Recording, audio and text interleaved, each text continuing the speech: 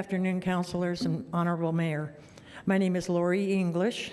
I live up on the East Mesa, Councilor Karan's district. First of all, I came here about a month and a half ago talking about the intersection in front of Onate High School, how dangerous an intersection that was. Well, lo and behold, somebody took action, and if it was you guys, God bless you for doing it. But the streets department did a real mess. There's 4 lanes. 1 lane turns into Onate High School, and we're talking about the exit off of Mesa Grande, off of Highway 70, and I think that's Bataan Memorial area in front of Onate High School.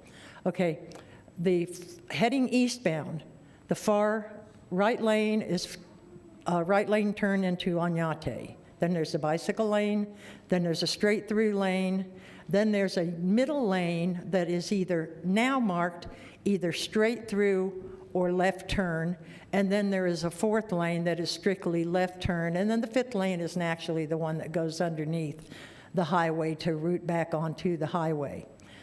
The signage looks like a 7-year-old put it up. It looks like they took felt tip marker and it shows 1 lane to turn left on Mesa Grande, but the middle lane still shows straight through only, and there are absolutely no signs across underneath the stoplights to show lane direction. So somebody needs to address that before we have somebody swinging wide going into the turn lane and taking out the side of another car.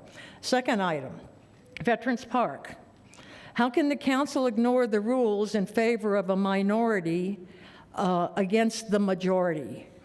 2 people spoke. Supposedly there was a public outcry on June 5th, but 2 people spoke in favor of this monument, and I have no problem with the family. I do have with the council and their judgment. Here again, I think they acted on emotion. You basically slapped in the face every family of anybody who has an honored dead person's name on those walls out there by allowing this.